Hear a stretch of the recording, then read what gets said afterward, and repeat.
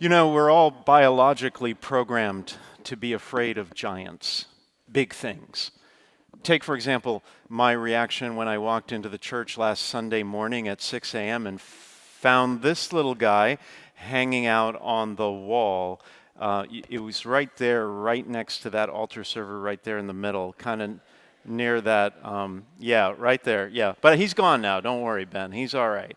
But you can imagine my shock and surprise and fear. Let's just say it took a while for my heart rate to come back down. Needless to say, I did not mess with him. I did not take on that giant. I let him sleep. I have no idea where he is now. I hope he finds his way out. But it's true, right? It's true. Anything that's bigger than us or bigger than it should be is scary to us. That's why we're talking about how to defeat giants in this series. As we've been saying, giants are powerful opponents who want to scare, bother, or hurt us. They can be people who intimidate us, or a place that upsets us, an event that is frightening, or something that upsets us like a divorce or unemployment or the threat of bankruptcy. And over the course of this series, we've given you many practical strategies for defeating giants straight out of the Bible.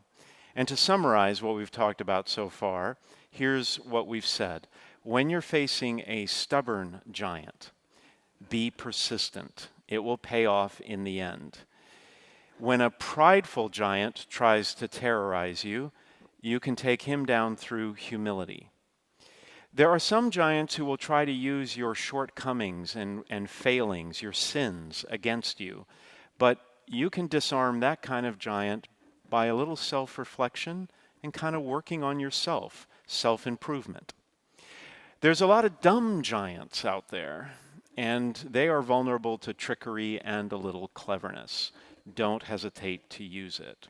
And then finally, last week, we said that when you're facing a really powerful giant and you feel really weak against that giant, try to turn your disadvantages into benefits and your weaknesses into strengths.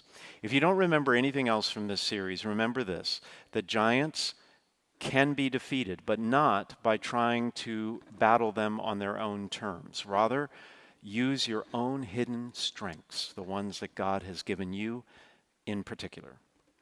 And if you've missed any of the episodes in this series, you can find them on the watch page of our website, sthilary.org.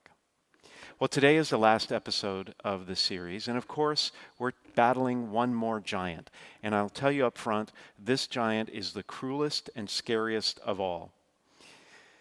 In fact, it's a giant that could only be taken on by someone more powerful than we are, someone willing to face this giant so we wouldn't have to.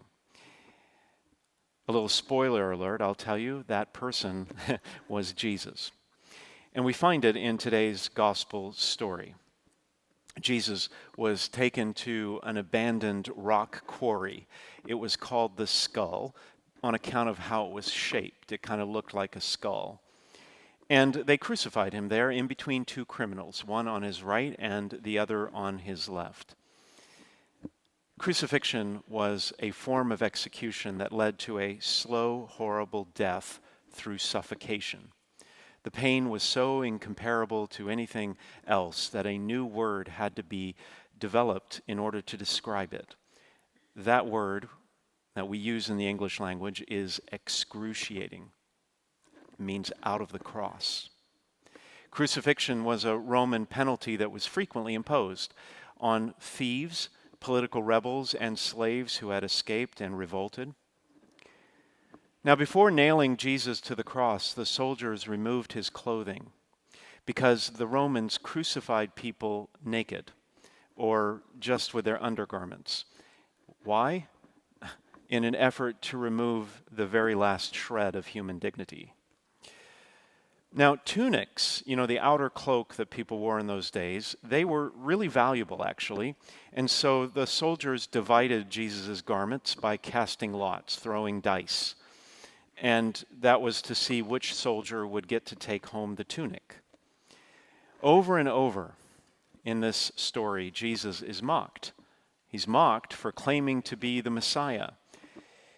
An inscription was even nailed on the cross to shame him. It notified everyone of the crime that Jesus was accused of committing and the reason for his crucifixion. And that inscription would have been carried in front of him on the way to the place of his death. And the inscription read, "This is the King of the Jews." That was his crime. After 3 excruciating hours on the cross, Jesus finally breathed his last. And just like that, it was over. Like so many other movements in those days, the leader of the Jesus movement had been killed, and his followers scattered. The greatest underdog in history had been defeated by the cruelest giant of all. Every hope of victory had been snuffed out. And yet, here we are, 2,000 years later today, with billions of believers around the world celebrating Jesus as a king. Despite the colossal cruelty of Roman execution, the way of Jesus could not be stamped out. His movement could not be snuffed out. The Romans, they tried. They really tried. They tried to eradicate all memory of Jesus. They even built a pagan shrine over the site in the year 135. But the result was just the opposite. Pilgrims kept pouring into the area, and they still do today, coming to the Holy Sepulchre to venerate the place where Jesus died and the tomb where he was laid. All the efforts to humiliate him with trumped-up charges are precisely what Christians celebrate today in churches around the world. The mockery of the cross has become a cause for victory.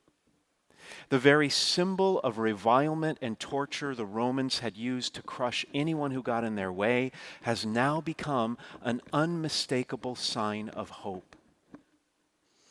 And it all happened in a most unexpected way, through a shocking display of weakness. The rulers, they sneered at Jesus and said, "He saved others, let him save himself." The soldiers also taunted him. "If you're the king of the Jews, save yourself." The criminal next to him even piled on, saying, "Are you not the Messiah? Save yourself and us." But what they did not understand is it was because Jesus chose not to save himself that he could save everyone else. It was because he did not fight back or call legions of angels to his side or stir up his followers to violence that he was able to finally open the gates of paradise that had been closed so long since the sin of Adam. It was because Jesus called out on the cross in the midst of his anguish, "Father, forgive them," that he was able to promise eternal life to the repentant thief and to us.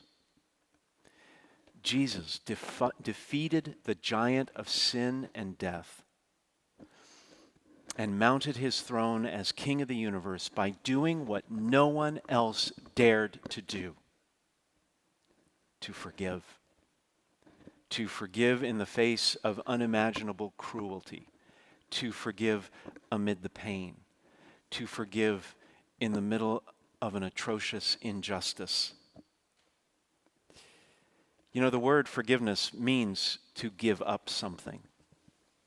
It means to give up the desire of punishment, to give up the thought of revenge, to give up the wish to hold someone accountable. See, resentment is not power. Retribution is not power. Getting even is not power. Forgiveness is power. Forgiveness is power because you get to choose what the future looks like. Let me explain. It was a snowy, cold Friday afternoon in November when a woman named Wilma Dirksen was home with 2 of her children. She was cleaning the family room of the basement, and her 13-year-old Candace called her for what turned out would be the last time. Candace wanted a ride home from school, but the family only had one car, and with everything else Wilma had to do, she just couldn't pull it off, so she told Candace to take the bus, as she had many times before. Hours later, Candace had not returned home. The police were called, and 7 weeks later, her body was found. Late one night, a stranger knocked on the Dirksons' door. It was a man. He said that his daughter also had been killed a few years earlier. The Dirksons invited him in, and he told them the whole story. A suspect had been arrested, he said, and put on trial 3 times, but ultimately got off on a technicality. Sitting there at the Dirksons' kitchen table, the man railed against the criminal justice system. He said that the whole process had destroyed him, his family, his career, his health. The thing is, he didn't talk much about his daughter, how much he loved her, how wonderful she was. Rather, he talked about getting justice. He was consumed with getting justice, and it had torn him apart. Years later, the police called the Dirksons. They had a suspect. He was eventually brought to trial and convicted. But the Dirksons were not relieved, surprisingly. Far from it. See, they had grown up in the Mennonite religious tradition that emphasized forgiveness over retribution. But they wondered how they could ever forgive this man of the awful things he had done. They agonized over that question, and they fought every instinct to fight back, to call for the death penalty, to demand an eye for an eye. In one interview, Wilma said that she was reluctant. She said, "I'm not a saint. I'm not always forgiving. It's the last thing you want to do." Then she made a fist and she said, "I would have had many more people on my side. I probably would have had a huge advocate by now. I would have had a huge organization behind me had she chosen not to forgive the perpetrator." But in the end, the Dirksons walked away from the false promise of power through retribution. They found the strength to forgive, and in the process, saved themselves. You know, the common belief is that the only way to defeat a giant is through some kind of extraordinary show of force. And for almost every living being, the worst giant of all, the greatest enemy, the thing we're most afraid of, is our mortality. Death is an unforgiving giant that will come to claim every human soul in one way or another and at one time or another. But there is a greater power. It's the only power that can defeat death. In fact, it's the greatest power on earth. The forgiveness of Christ. He found the strength to forgive. He walked away from the false promise of power. And in a story with unmistakable irony, he became the King of the universe and saved us all. You know, at the beginning of this series, I told you that there are good giants and bad giants. We've been focusing on the bad ones. But maybe you could be one of the good ones. Because when you find the strength to forgive someone who doesn't deserve it, you become a great giant. You become a giant of a human being. And everyone needs to forgive someone. So I invite you this week to think about the person in your life that you need to forgive, or you need to forgive more fully, or you need to express your forgiveness. Think about that, pray about it, and ask God to show you what your next step is. I recently watched a great movie. It was released about 10 years ago, but I just got around to watching it. It's called The Secret Life of Walter Mitty. Ben Stiller plays an employee at Life magazine who spends every day in a boring job developing photographs for the magazine. And he's too afraid to really live his own life. So every day, Walter daydreams about becoming the hero in some great adventure. He eventually develops a pretty serious crush on one of his coworkers, Cheryl.